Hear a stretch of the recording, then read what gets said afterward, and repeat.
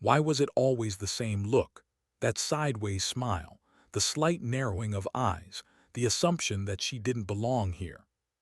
Staff Sergeant Savannah Lewis had seen it on parade grounds, in briefing rooms, in sniper pits under a burning sun. And now she was seeing it again, in a civilian gun store, standing in front of a rifle she knew better than her own reflection. The Barrett M82, 50 caliber, 30 pounds of steel, recoil that punished the unprepared, and a reputation that made amateurs think it was the king of rifles. To Savannah, it wasn't legend. It was memory. Long nights in desert overwatch, rain-slick rooftops in forgotten cities, the weight of life and death calculations in the silence between her heartbeat and her trigger press. But here, in this brightly lit sporting goods store in Colorado Springs, it was just another display piece. And to the young employee with the smug smile, it was something far beyond the hands of a woman. "That's a Barrett .50, he said, like a teacher explaining a dangerous tool to a child. "Most powerful rifle we carry. Not really the kind of thing for, well," he hesitated, "but not really. Most women wouldn't be able to handle the recoil. Maybe I could show you something more appropriate." Appropriate. The word echoed inside her skull, dull and heavy. She kept her face neutral, hands steady at her sides. She had learned long ago, don't show anger, don't argue, let silence work, let time expose truth. Still, something inside her clenched. If only he knew. If only he could see the faces of men who had thought the same, years ago in training. If only he had been there when her bullet found a target 1,500 meters away in a shifting wind while others missed by yards. If only he'd carried the weight of a general's life on his scope's crosshairs. But she said none of it. "I'm familiar with the Barrett," Savannah answered softly, "just looking at the differences between civilian and military models." The clerk chuckled, patronizing, harmless to himself, sharp as glass to her. "Oh, you know about guns, that's great, but knowing and handling are two different things. The 50 cal has extreme recoil, takes real upper body strength, training, endurance. No offense, but women generally don't." She stopped listening. She didn't need to hear the rest. She already knew the ending of his script. In the corner of her eye, she caught the shifting of other customers. A couple of men pretending to browse fishing gear. A retired hunter with a camo cap. A teenager holding his father's arm. All of them listening, curious, amused. The expressions were the same ones she'd seen at sniper school when she first walked into the firing line. A woman? Here. Surely it was some kind of mistake. Her jaw tightened. She thought of Wyoming, of childhood mornings when the frost bit her fingers and her father placed a heavy rifle in her hands anyway. "Steady, Sav. Don't fight the weight. Let it settle. The rifle isn't against you. It's with you." She'd hit tin cans on fence posts before she was tall enough to drive a nail straight. But memory didn't count here. Neither did the 6 years of deployments, the scars invisible beneath her plain civilian sweater. What counted here was what they saw. A woman, auburn hair pulled into a ponytail, green eyes that looked more suited to classrooms than battlefields, hands that appeared soft until one noticed the calluses. "I've had extensive experience with this weapon system," she said, voice low, professional. "Experience?" The employee tilted his head. "Where would you have gotten that?" "Military service." "Oh, military." His tone slid between disbelief and mockery. "What's your MOS?" "Sniper." He actually laughed, loud enough to echo across the racks of camping gear. "A female sniper? You mean you worked with snipers, right? Support role." Her silence was her last restraint. She forced herself not to show her teeth, not to let the anger win. "I graduated Army Sniper School with distinction," she said evenly. 6 years in combat, confirmed shots over 1,500 meters with the Barrett. I can instruct on this rifle, and your assumption," her throat tightened, "your assumption is both incorrect and insulting." For the first time, his smile faltered, a flicker of irritation, a twitch of his hand like he wanted the last word but couldn't shape it. Other customers pretended to look away, but the moment hung in the air, heavy as gun oil. He recovered quickly. Look, lady, no need to exaggerate. The Barrett is serious equipment, not something you just pick up. Recoil alone could knock you flat. Smaller calibers, sure, but this, he gestured to the weapon as if it were sacred. This is a different category entirely. Savannah looked at it. The rifle that had once felt like an extension of her arm. The rifle that had steadied under her breath as enemies searched for her. The rifle that had ended men's plans before they knew she existed. She wanted to tell him. She wanted to let it all spill out.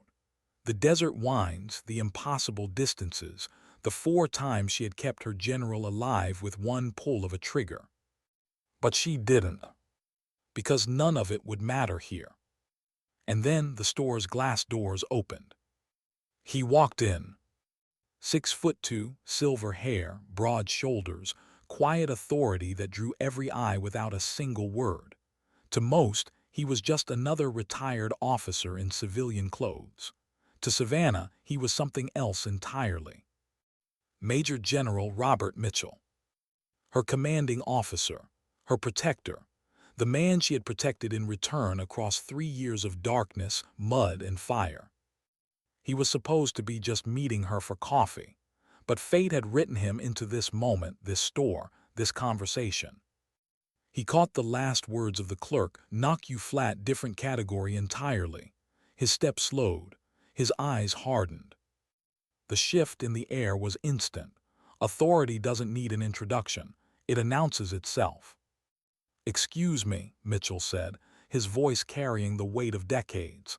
"I couldn't help overhearing your conversation." The clerk straightened instinctively. Respect sharpened into his tone.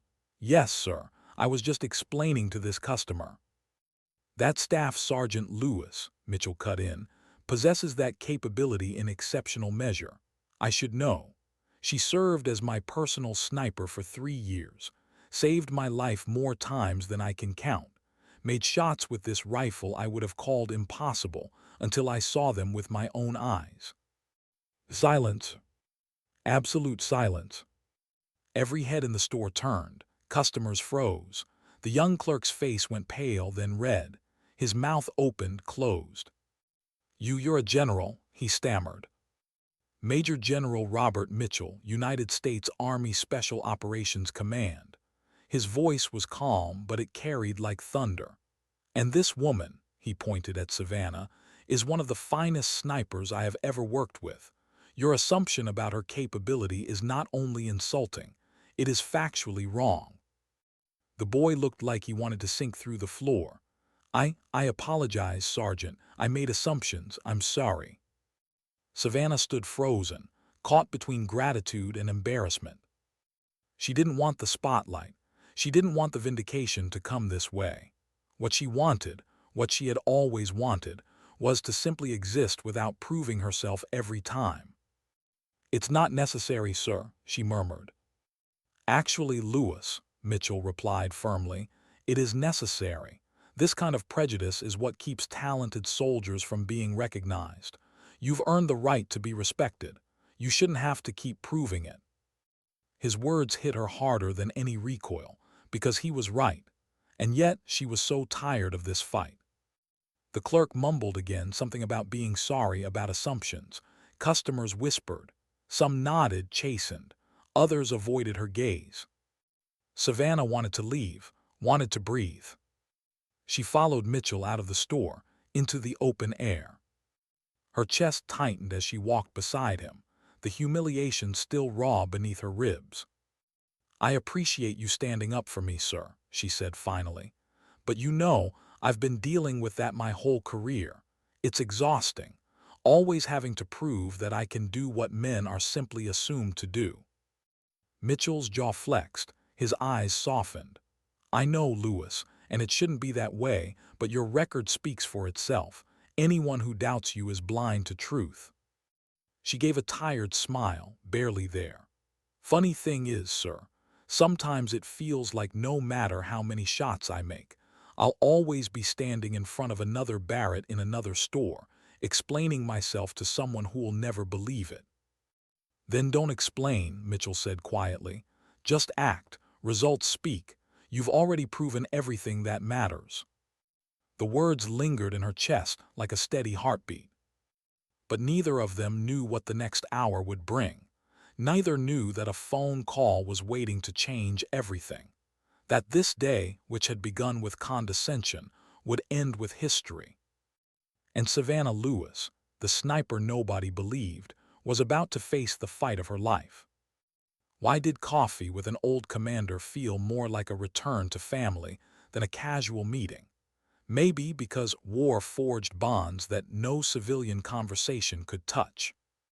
Savannah followed Mitchell into a quiet cafe just off the main road, the kind of place where the smell of roasted beans mixed with faint cinnamon rolls.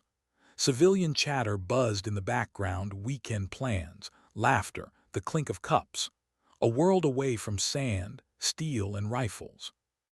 They found a corner booth, tucked out of sight. Mitchell ordered black coffee, no sugar. Savannah did the same.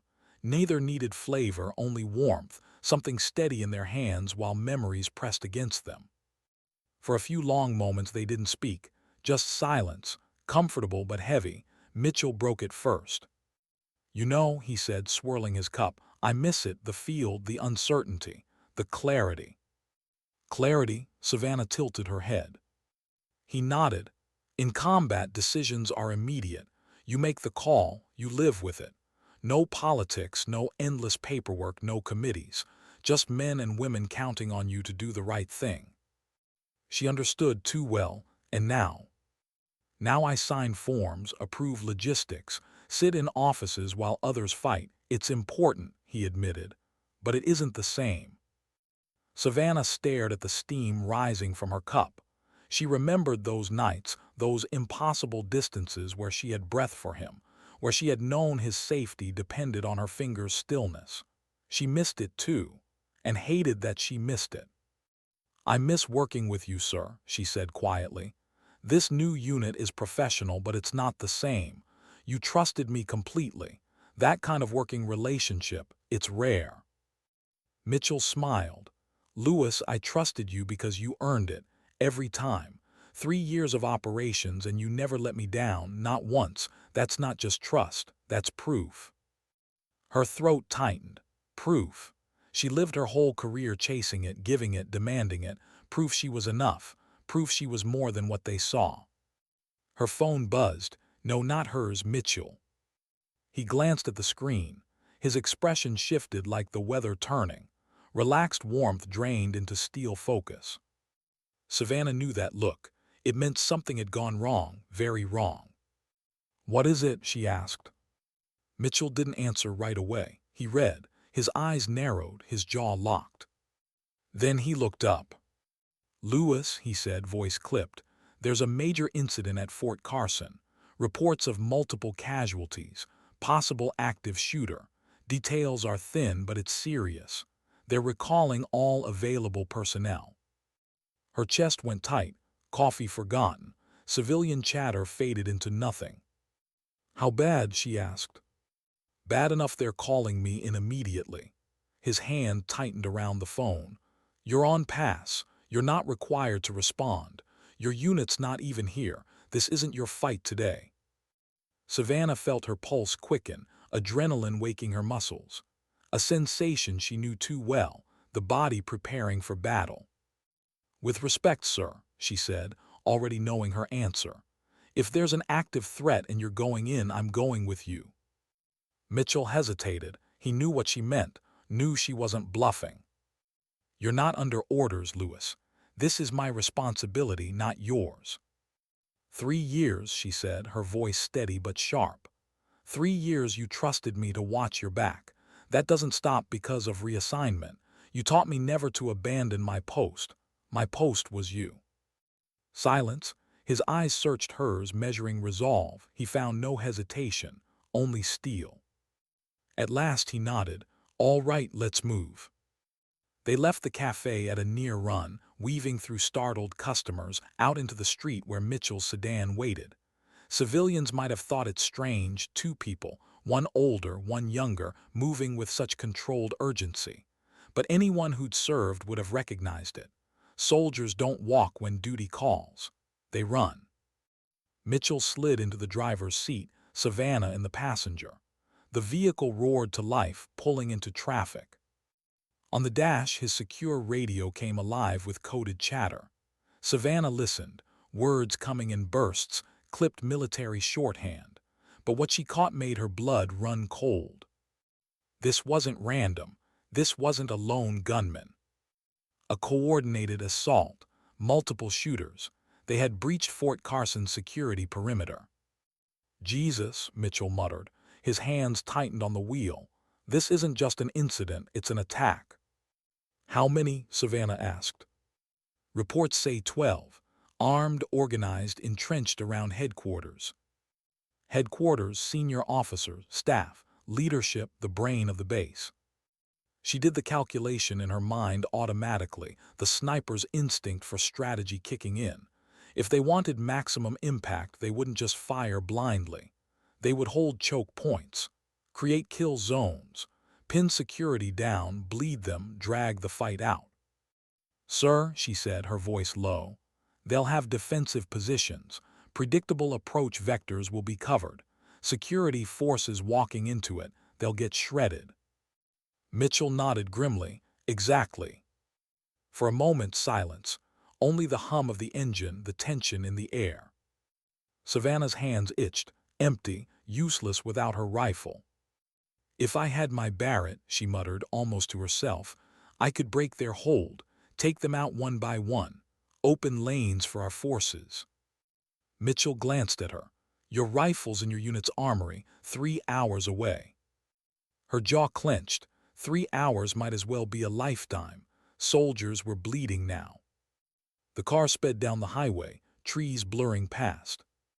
Then Savannah's eyes caught something, a fence, a familiar facility. Sir, she said sharply, stop the car.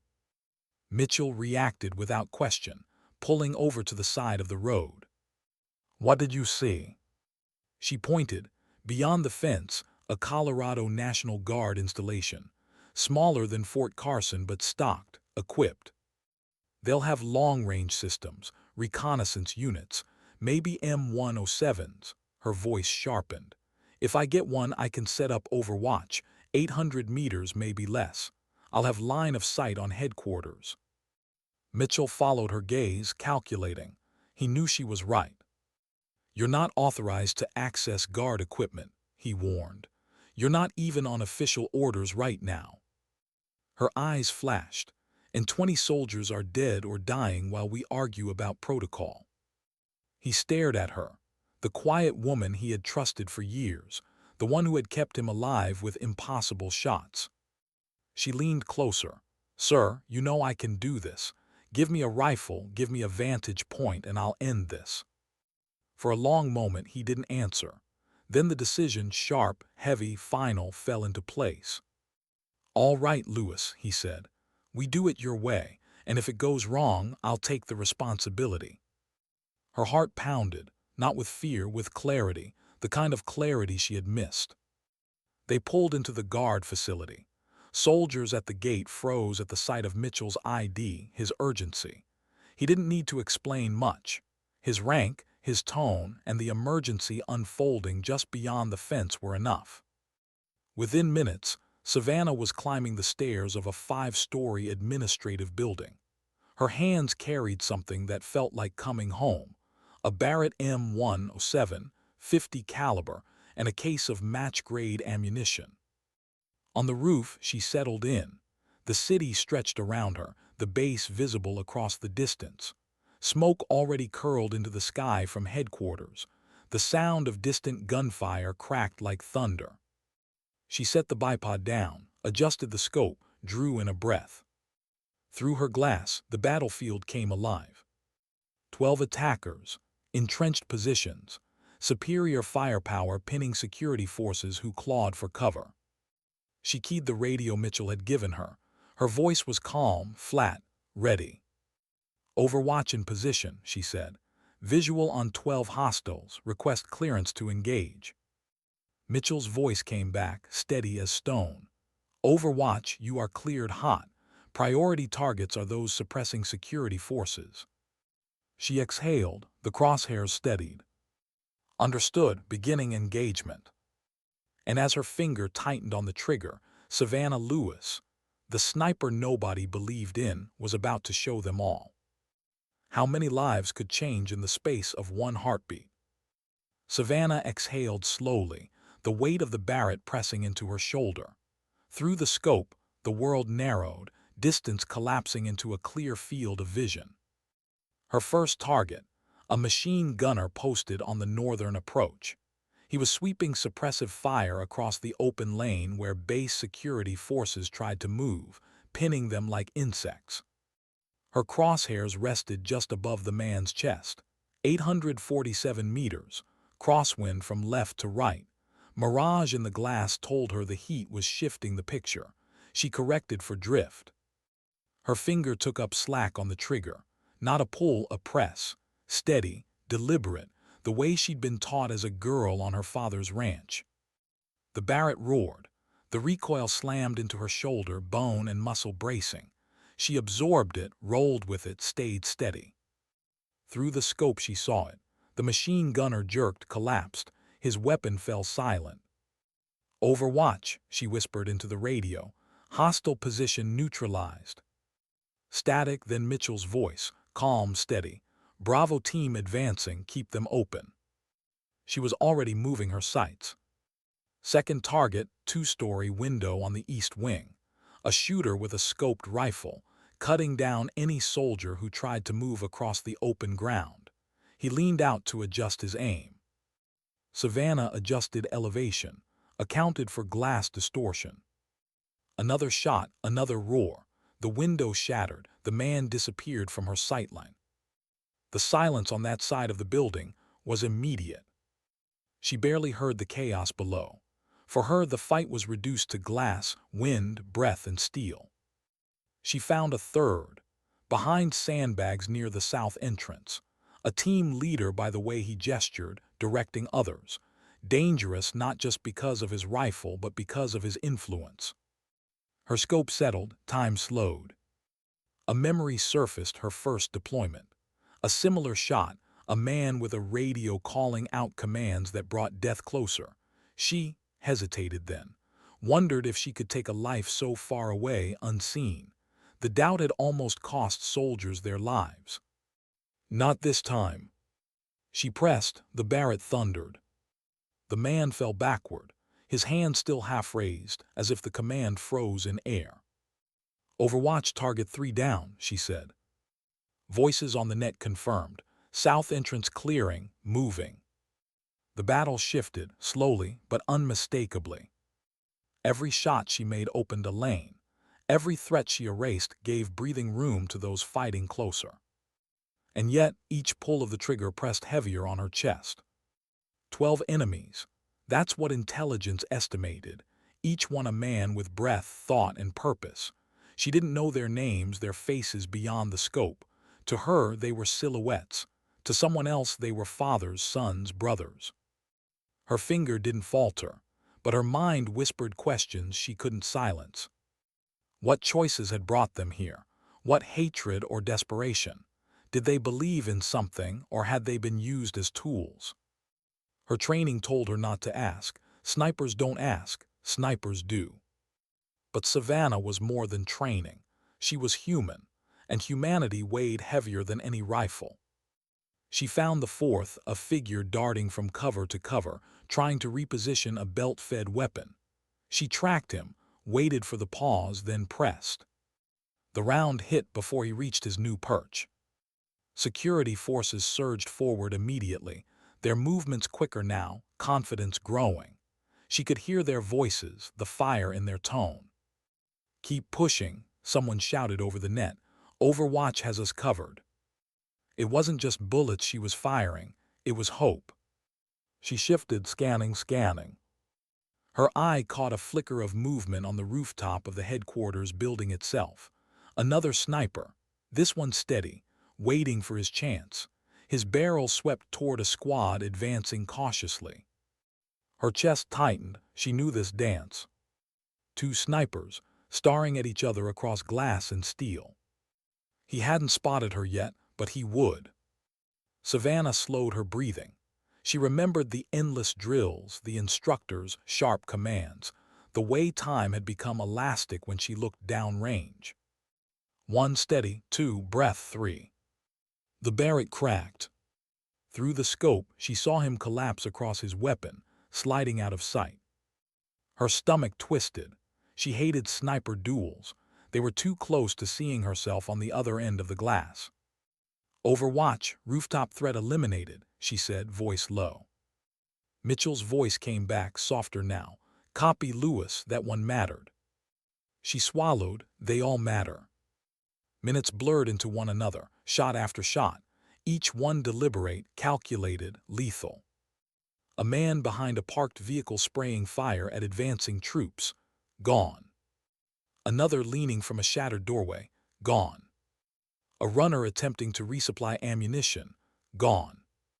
32 rounds, 32 hits. Not one wasted, not one missed. Her body ached with the recoil. Her cheek was raw where the scope pressed against her skin. Sweat burned her eyes, but her hands stayed steady. She lived in the scope now. The world outside it barely existed. Her universe was crosshairs, wind, distance, breath. When the last hostile fell, the silence was deafening. Through her scope, she watched soldiers storm the headquarters building, pouring in from every angle, covering one another, clearing room after room. No resistance, no more fire. Then Mitchell's voice, steady, final. "Overwatch, all hostiles neutralized or captured. Security forces securing the headquarters. Outstanding shooting. Return to base level for debrief." Savannah let out a long breath. Her hands trembled not from fear, but from release. She pulled the magazine, cleared the chamber, set the Barrett safe. Only then did she notice her heart, beating hard, relentless. She had done it again, the impossible, the unbelievable. And yet she didn't feel triumph. She felt the weight, 12 silhouettes, 12 bodies now still, 32 rounds, 32 lives altered forever. Her chest ached. She pressed her forehead against the stock for just a moment, eyes closed. This was her gift, this was her curse. The sound of boots behind her snapped her back. A soldier coming up to escort her down. She rose slowly, slinging the massive rifle over her shoulder. It felt heavier now than it had at the start. As she stepped off the roof, Savannah Lewis was no longer just a soldier on pass. She was once again what she had always been. The unseen hand, the silent shadow, the sniper who turned battles with breath and steel. But inside, she asked herself the question she could never answer. How many more times could she carry this weight before it broke her? What sound does silence make after chaos? For Savannah, it was the ringing absence of gunfire as she walked down concrete steps, her boots heavy, her arms carrying the Barrett like a burden and a banner all at once. Her body felt drained, her heart still thundering, her shoulders sore from the recoil. But more than the physical ache was the weight inside. She stepped into the cool air at ground level. The smell of gunpowder hung sharp, carried by the wind from Fort Carson's smoking headquarters across the fence line. Sirens wailed in the distance, punctuated by shouted orders and the groans of the wounded. And there, waiting at the base of the stairwell, stood General Robert Mitchell. Beside him was a man she didn't know. Shorter, leaner, uniform still crisp despite the crisis. His face was tight with the expression of someone who had just seen his world rewritten. Colonel James Patterson, commander of Fort Carson. Mitchell gestured toward Savannah. "Colonel, this is Staff Sergeant Lewis." The colonel's eyes widened slightly, taking in the sight of her. Auburn hair frayed from the wind, face streaked with sweat, her frame smaller than the monstrous rifle slung across her shoulder. You're the sniper," he asked, disbelief lacing his tone. "The one who just cleared the hostiles." "Yes, sir," Savannah answered softly. Her voice almost broke under the exhaustion. Patterson shook his head in disbelief. I've seen the after-action feed. 32 rounds, 32 confirmed hits, at ranges up to 900 meters, with variable wind, with friendly forces maneuvering around your targets. He exhaled sharply. That's some of the finest precision shooting I've ever seen documented. She adjusted the rifle strap on her shoulder, eyes down. Just doing my job, sir. No, Patterson's voice was sharp cutting. You weren't even supposed to be here. You were off duty, off base from a different unit entirely. And yet, he gestured vaguely toward the smoldering base. You saved dozens of lives today. Pindus would have been bled dry if not for you. Her chest tightened. She didn't know what to say. Praise always felt heavier than insults. Insults she could brush off, praise left marks. Mitchell stepped in, his tone more formal now. Colonel Patterson, you should know barely 3 hours ago, a civilian gun store employee told Sergeant Lewis that women can't handle Barrett rifles. He said the recoil alone would knock her over. The colonel blinked. Then unexpectedly a sharp laugh escaped him. He shook his head, disbelief melting into astonishment. Well, I think today's performance demonstrates otherwise. Mitchell allowed himself the faintest smile. That it does. Patterson studied her again. His eyes softened, the professional mask slipping into something more human. Sergeant Lewis, I don't impress easily, but today, you've set a standard most of my soldiers will never reach. Savannah nodded politely, but inside she recoiled. She didn't want to be a symbol. She wanted to breathe, to rest, to not always be the one proving the impossible. The colonel gestured toward the command vehicles parked nearby. Debrief will begin shortly. General Mitchell, Sergeant Lewis, you'll both be included. They walked together, Mitchell at her side. You handled yourself perfectly, Lewis, he said quietly. I handled myself the way I always do, she replied. The way I've been trained. Mitchell glanced at her. No, the way you are, there's a difference. Her throat tightened. She looked away. Compliments felt like cracks in armor, places where the world might reach in. The debrief tent was crowded. Radios crackled, laptops blinked, maps were spread across tables. Officers leaned over data feeds, security footage looping in grainy color. When Savannah entered, conversations faltered. Faces turned. Soldiers and staff alike stared at her with a mixture of awe, curiosity, and disbelief. It wasn't the look of respect she craved. It was the look of someone reassessing everything they thought they knew. Colonel Patterson took the floor, his voice commanding. After-action report is clear. Enemy combatants 12 in total neutralized. 18 of our soldiers dead, 37 wounded, but the assault ended far sooner than projected because of Staff Sergeant Lewis. He gestured toward her. 32 rounds fired. 32 confirmed hostile kills. Without her intervention, the casualty list would be triple. The tent fell into silence again, heavier this time. Mitchell's voice cut through it. For the record, Sergeant Lewis volunteered her service while off duty. She was not under orders. She acted out of loyalty and moral obligation. Patterson nodded, and she acted decisively. Results speak. He looked back at Savannah. Sergeant, your shooting today will be studied, documented, remembered. Her stomach twisted. She hated the word remembered, because it meant her actions were no longer just hers. They were stories now, carried into halls she didn't choose. A staff officer spoke up. Sir, if I may, she wasn't even authorized to access guard equipment. How do we classify this action? Mitchell cut in firmly. We classify it as necessity. A crisis demanded capability and Sergeant Lewis provided it. End of discussion. The officer subsided quickly. Savannah remained silent, hands resting on the heavy rifle by her side. She wanted to disappear into the shadows, but the spotlight pinned her in place. When the briefing ended, Patterson approached her again, lowering his voice. Sergeant, I meant what I said. Today you saved lives, dozens, maybe more. Whatever else happens, you need to know that. She met his eyes briefly. Yes, sir. But inside, her thoughts were different. How many times would she have to repeat this cycle, undermined, doubted, dismissed, until the moment lives hung on her trigger finger and then suddenly transformed into a savior, until the next time when doubt would creep back in again. As she stepped outside into the fading evening light, she exhaled deeply, letting the cool air wash over her. Her hands shook faintly, betraying the calm mask she wore.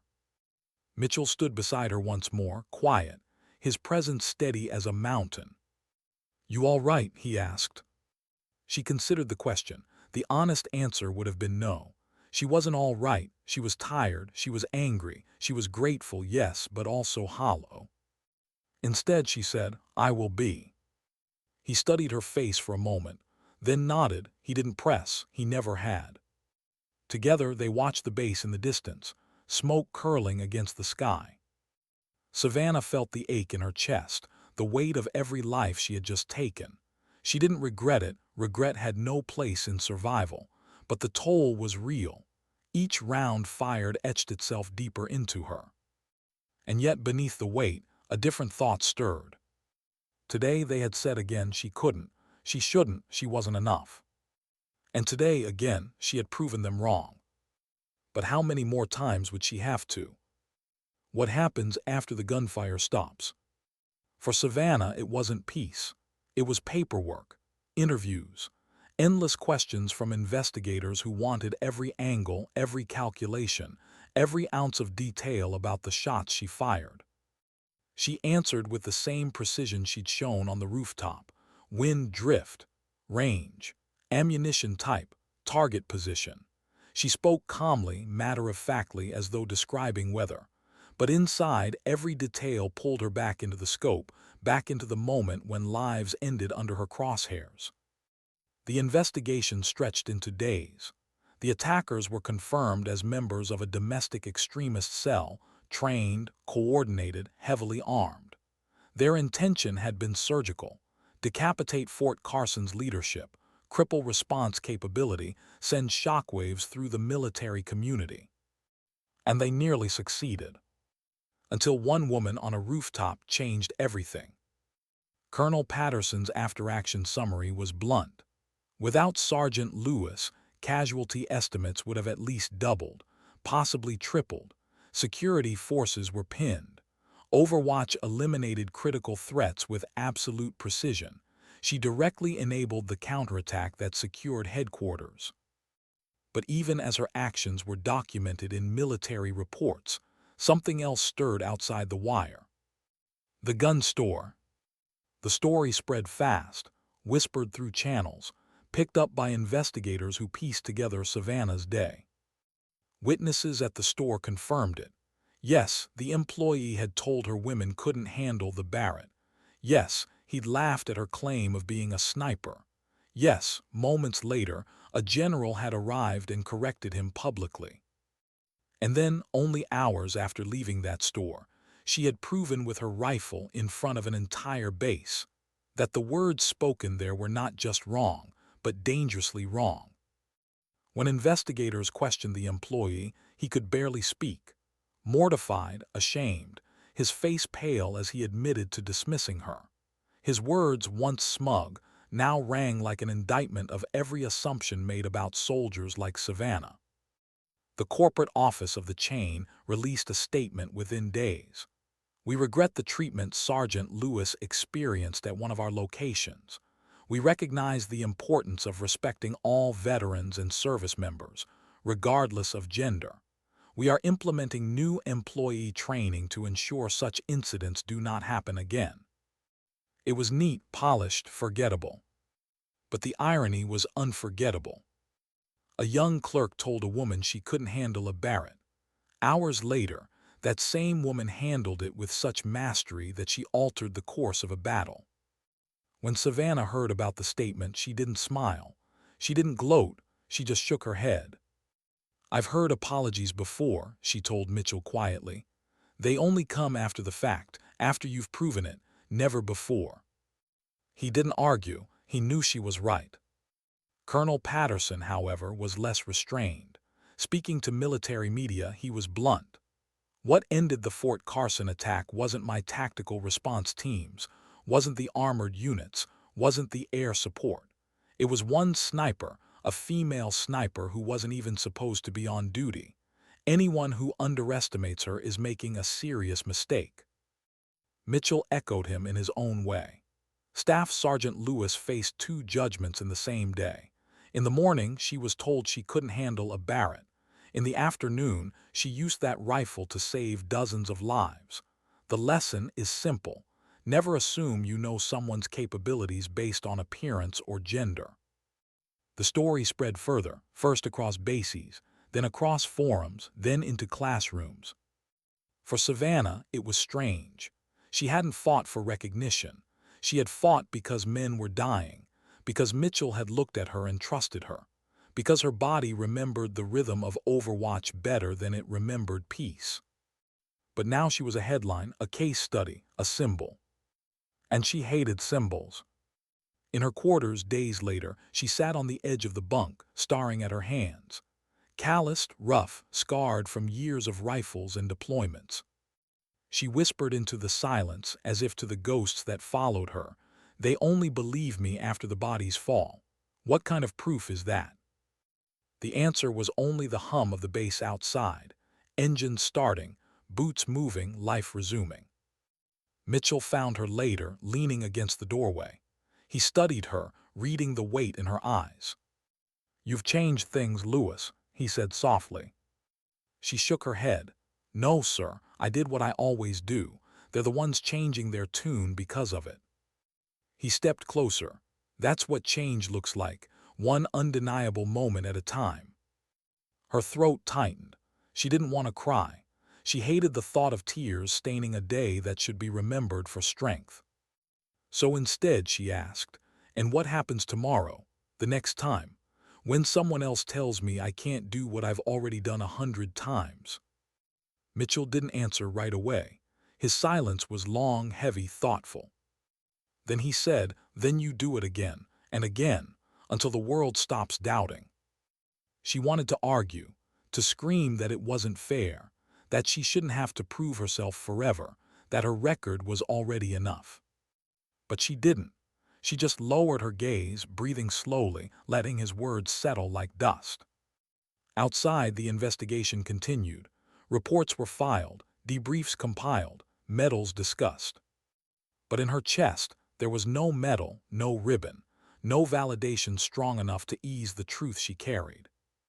Every bullet she fired saved lives, yes, but every bullet also chipped away at something inside her, and no after-action report could account for that. Why did recognition feel heavier than recoil? Savannah stood at attention in the base auditorium, the smell of polished wood and fresh paint clinging to the air. Rows of soldiers filled the seats, uniforms sharp, boots lined like mirrors. Cameras waited at the back. At the podium, Colonel Patterson spoke. His voice carried, clear and resonant. On the day of the Fort Carson attack, 18 soldiers lost their lives. 37 more were wounded, but the number would have been far higher if not for the actions of one soldier. Eyes turned to her. She hated it, the weight of hundreds starring, expecting her to embody something more than herself. Staff Sergeant Savannah Lewis, Patterson continued, while off duty, while officially assigned elsewhere, volunteered to act in defense of this installation. Armed with a Barrett M107, she eliminated 12 hostile attackers with 32 rounds, each at long range, under extreme conditions. Her actions saved dozens of lives and prevented catastrophic loss of command personnel. Today, we recognize her heroism with the Soldier's Medal. Applause thundered. She stepped forward, accepted the medal, felt the cold metal against her uniform, posed for the cameras.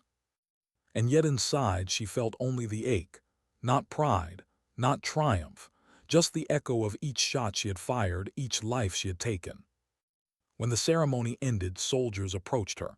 Some shook her hand, some saluted, some simply stared, awe heavy in their eyes. One private, barely out of training, nervous, fidgeting, stopped in front of her. "Ma'am, Sergeant, I just wanted to say thank you. And it's good to know someone like you is out there. Makes me believe I can, he trailed off, cheeks red, unable to finish. She forced a small smile. You can, she said simply. He grinned, nodded, and hurried off. But his words lingered in her chest. Makes me believe I can. It wasn't about her anymore. It was about what she represented. That truth followed her everywhere in the weeks that came. Articles in military journals cited her as a case study. Commanders referenced her during lectures. Even West Point cadets read about her in leadership modules. She wasn't just Savannah anymore. She was the sniper who proved them wrong. Everywhere she went, young female soldiers looked at her differently, some with admiration, some with expectation, some with questions they didn't voice. And she carried it all silently. One night, sitting in her quarters, the medal lay on her desk. Its shine caught the lamplight, bright and hollow. Mitchell knocked once and stepped in without waiting, as he always had. He glanced at the medal, then at her. "How's the weight?" he asked. She gave a bitter smile, heavier than the rifle. He sat across from her, resting his elbows on his knees. "You don't have to like it, Lewis. You just have to carry it." "I didn't ask for it," she said softly. "No one does. Legacy isn't something you choose, it chooses you." She looked down at her hands, calloused, strong, scarred. Hands that had built this unwanted legacy one trigger press at a time. "What if I don't want to be a symbol?" she whispered. "Then don't be," he said firmly. "Be a soldier, be yourself. Symbols belong to other people, you belong to you." His words struck something in her chest, a reminder, a truth. But even as he spoke, she knew the world didn't care what she wanted. The world had already made her into something larger. And every time a young private looked at her with wide eyes, she saw both the hope and the pressure she carried. Later that night, lying in her bunk, she stared at the ceiling. The metal glinted in the dark, catching faint light. She thought of the clerk in the store, his dismissive smile. She thought of the men on the rooftop, their rifles falling silent. She thought of the soldiers who had survived because she acted. And she thought of the endless future ahead, where she would walk into rooms and feel the weight of expectations before a word was spoken. Recognition, legacy, symbol. But in her heart, she was still the girl on her father's ranch, steadying her breath, trusting the rifle, proving nothing to anyone but herself. The world could make her into a story, but only she would carry the truth of what it cost. How long does a single day echo? For Savannah Lewis, the answer was years. The Fort Carson attack became more than an entry in a classified report. It became a teaching tool, a case study, a story retold in lecture halls and briefing rooms across the Army. Cadets at West Point heard it from instructors who wanted them to question their assumptions. Sergeants teaching basic marksmanship mentioned it when new recruits doubted their own potential. Commanders invoked it during leadership seminars. Remember Sergeant Lewis. Remember what one soldier can do when everyone else assumes they can't. Her name spread further than she ever wanted, and with it came change. The Army began addressing unconscious bias more openly. Courses were developed, discussions were had. Some leaders embraced it, others resisted, but no one could ignore her example. And among young female soldiers, her story carried like a quiet anthem. At the range, she sometimes caught them glancing her way, new recruits, younger snipers, specialists clutching rifles too heavy for their shoulders. Their eyes held a mix of awe and relief. Once, after a long training day, a private approached her hesitantly. Barely 20, freckles across her cheeks, voice shaking. "Sergeant Lewis, I just wanted to say I joined sniper school because of you. Everyone told me I couldn't, but then I read your story. I figured if you could, maybe I can too." Savannah didn't know how to answer.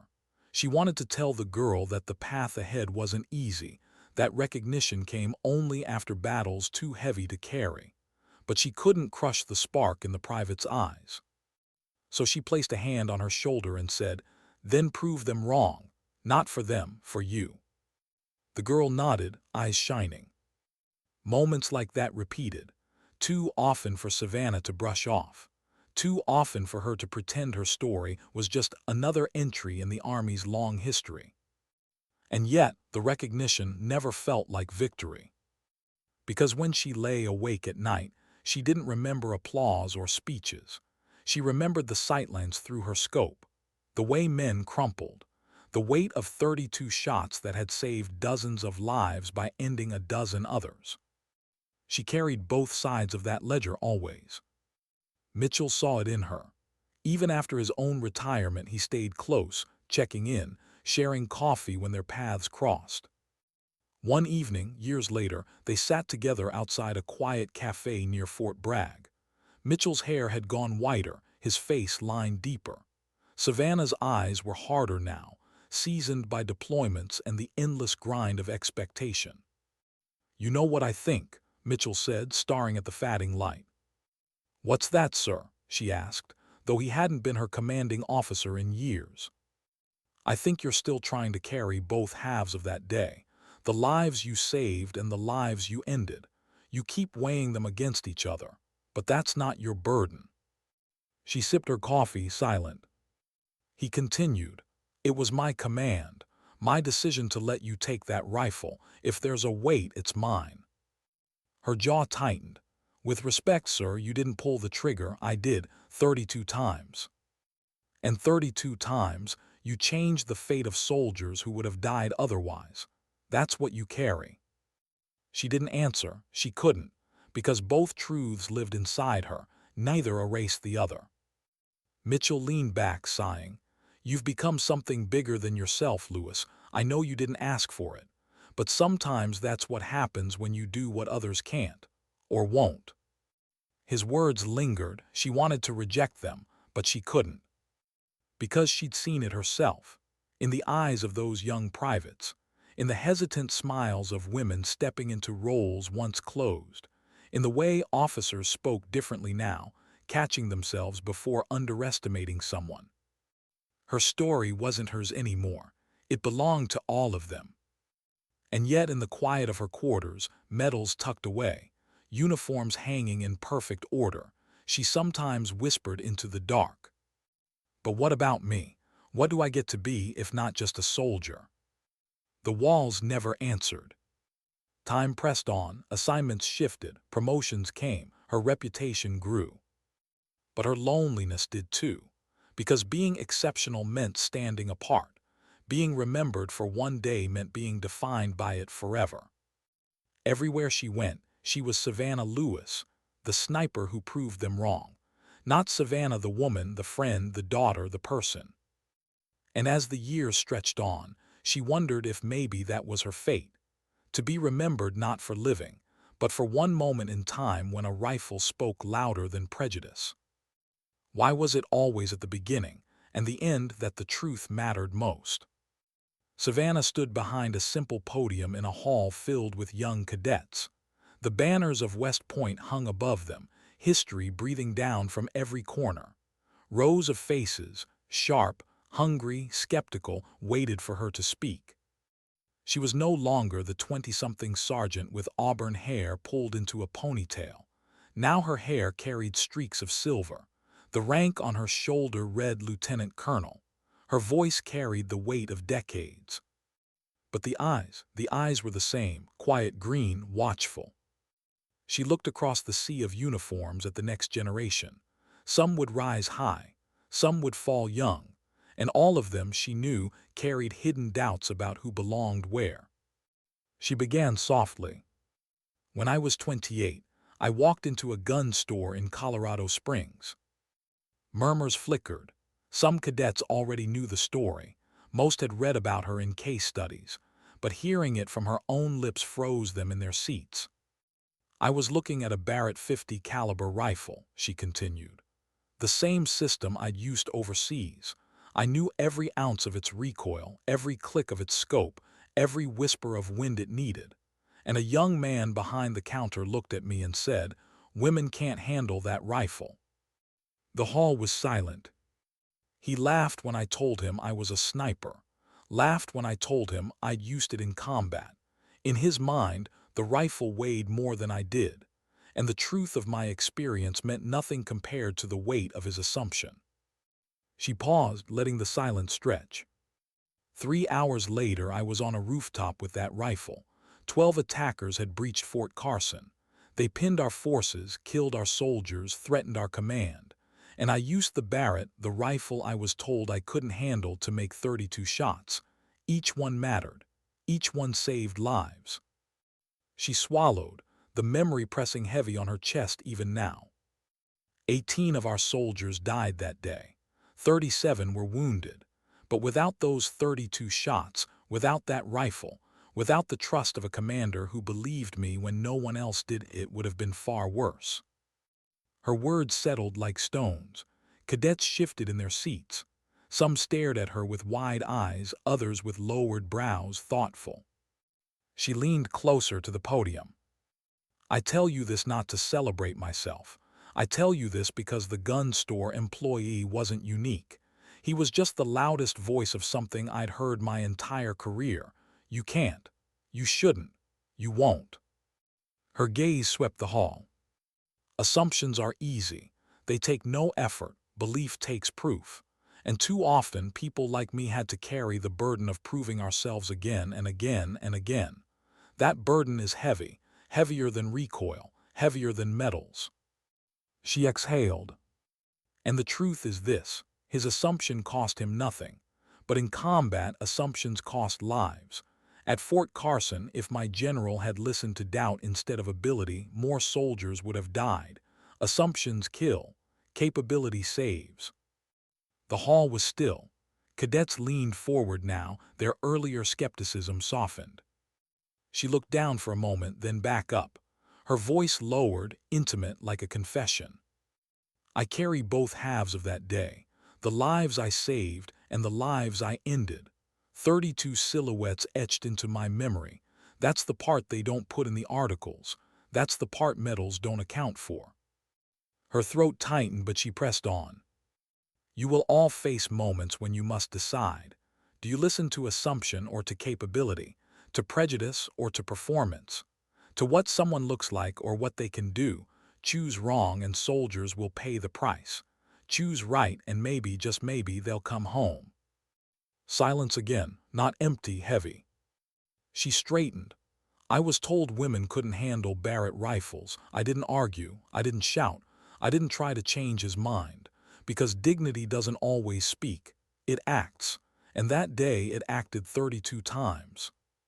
Her words lingered in the vast hall. No applause followed. Not yet. Just the weight of understanding, the kind that sinks deeper than cheers. Savannah stepped back from the podium. For the first time in years, she felt lighter, not unburdened, but lighter. Because her story was no longer hers to carry alone. It belonged now to them, to the cadets who would step into a world full of assumptions, who would remember the woman who proved them wrong not with words, but with the steady press of a trigger when everything depended on it. She left the hall quietly, her footsteps echoing in the stone corridor. Outside, the air was cool, the sky stretched wide. And in her chest, a thought rose, soft and unshakable. Sometimes dignity doesn't speak, it simply acts.